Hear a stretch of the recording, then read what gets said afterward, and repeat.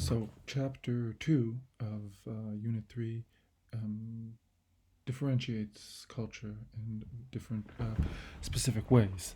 So, we would no longer say, well, Canada and Germany have different cultures. We could talk about exactly how that would be different. And then the next level of analysis would be what do we need to know to succeed if a Canadian company was trying to negotiate with a German one and succeed in Germany. And it's, a bit of it is like avoiding those kind of classic misunderstandings and errors. Here's something called the Texican Whopper, and the idea behind it tested well in the test market. People liked the flavors. Then they launched it in the US and Mexico. Burger King launched it with a sort of tall cowboy and a shorter Mexican wrestler. And it was very, very offensive to the Mexican people because they felt that their characterization was very stereotypical and unflattering. And, as a result, an apology was necessary and the product did not succeed. So we want to understand a lot of these differences. So, firstly, just so we can avoid any kind of stereotypes, but also, avoid causing offense, understand what we're going to get into. And one of the first components of the chapter is Geert Hofstede's cultural dimensions. So he passed away recently, and he's a Dutch social psychologist, worked for IBM, taught at Maastricht University, and was one of the first people to analyze culture in a organized way. And his first book, Culture's Consequences, was published in 1980, and he revisited that research for the rest of his life. And they talk about some terms. So one of them being power difference. Is it very hierarchical or not? Do people who are lower in the ladder have access to the leaders?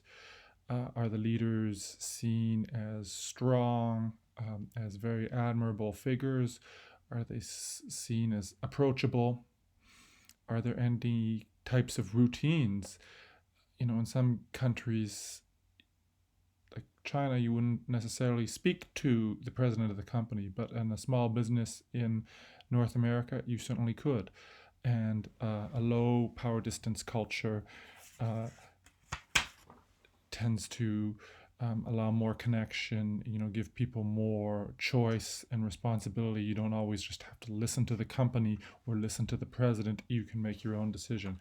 So in Hofstede's scale, if 50 is kind of average, we would say that Canada is a bit of a low power distance culture. There's not huge respect for the leaders. Those leaders are accessible. Somebody like Germany would be similar to Canada. Someone in Europe, it's similar. You can't. But then if we went to Asia, we would run into a high power distance countries. And so it would be important that a Canadian company negotiating in Japan, for example, would follow all the protocol and all the routines for a successful negotiation.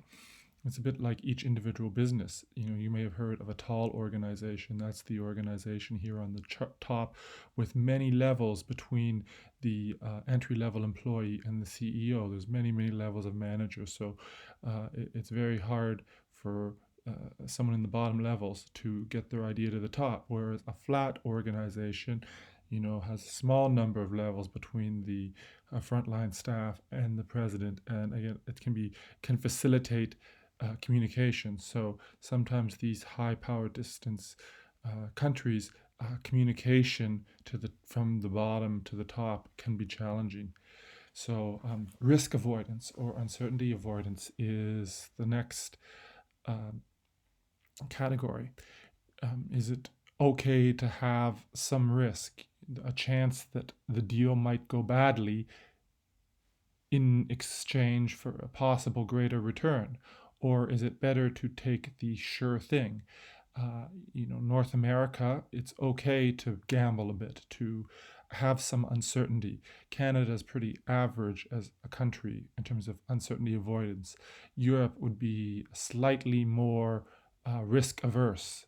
They would have a higher score. They do not like the risk as much. And then in Asia, many of the countries would have a very, very high degree of risk avoidance. So the idea would be to enter into negotiation and be conservative. Individualism. So the individual employee and their free will is valued, or the group's needs, the business's needs.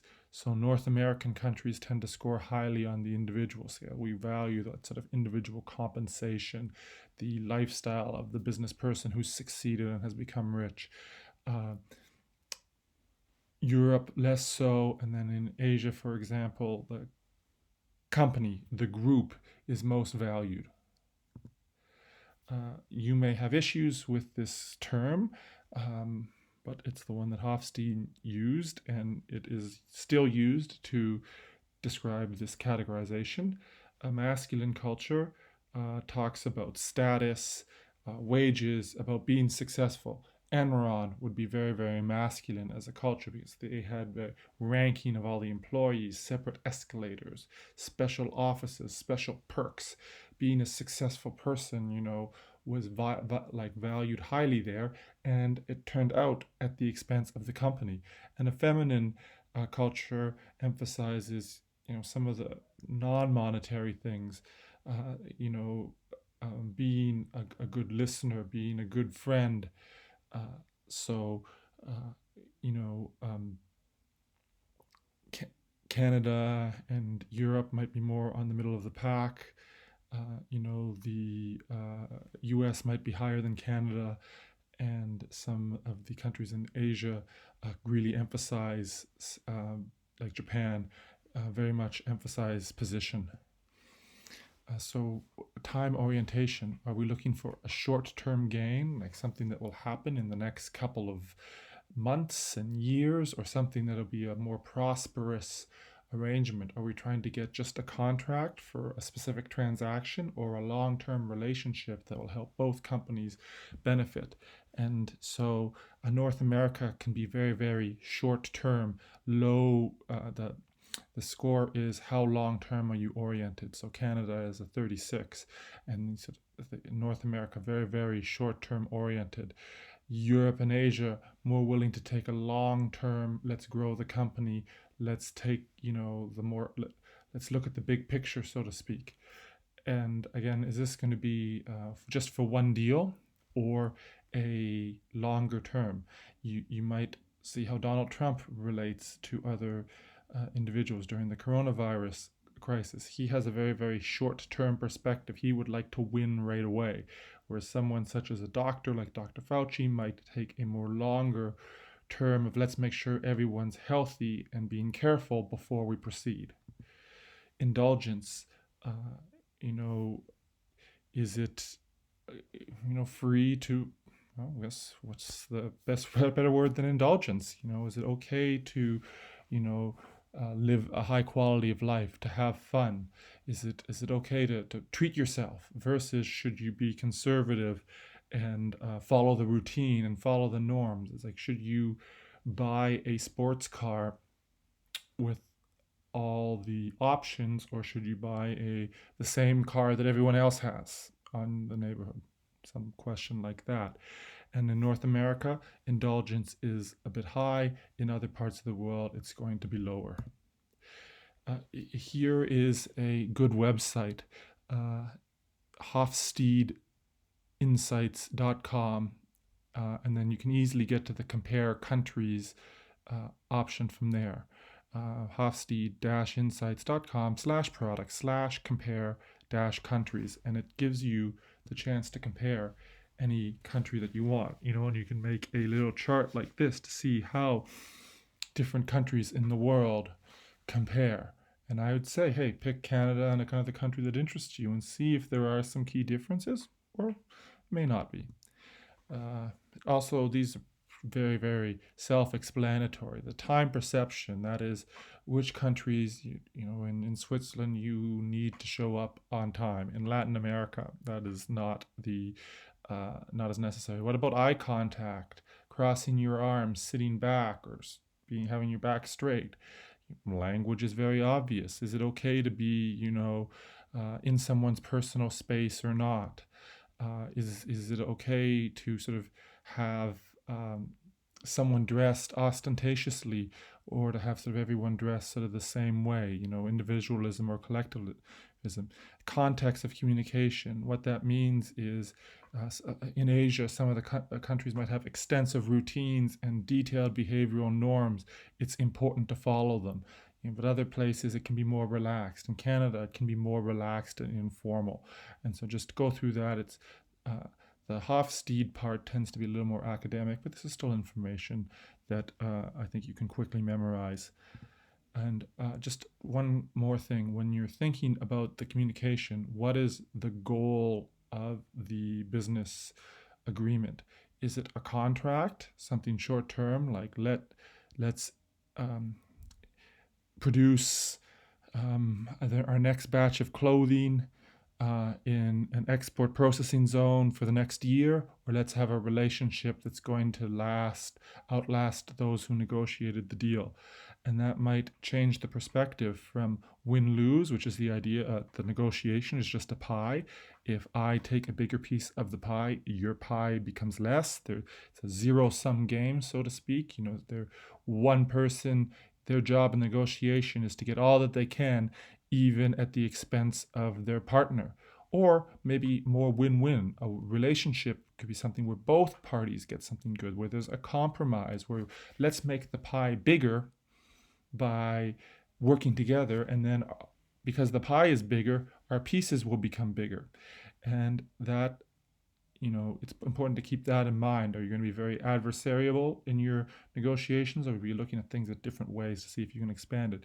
Top down or bottom up. Like, for example, are we going to start with the details and then work up? Like, okay, we'll expand to Germany and open one store in Berlin. Yeah, that's a good idea. Okay, let's do a second one, in Stuttgart. Okay, now we have this partnership for all of Europe after we ironed out all the details, and then we came to a big partnership? Or is it going to be a top-down where we're like, yes, we need to start opening up retail locations in Europe? That's our general idea. Now let's figure out what the details. So bottom up is you start with something small. Remember with the Canada and US, let's make it easier for trucks to cross the border. And then we get to a free trade agreement. Whereas top down is Canada and US should have free trade. Now let's figure out what that'll look like. And is it going to be sort of a general, yes, we're going to be working together, we're going to split this 50-50. That would be a very global point of view. A North American point of view would be very, very specific. Let's draw up a detailed legal agreement with all the terms and all the responsibilities, and then each partner is going to do the responsibilities. There'll be little room for interpretation. Again, I would like to encourage you, go to the Hofstede website and try out different countries. It's not an absolute rating, but it might give you an idea of how some parts of the world are different in these key areas and what you need to know going into business.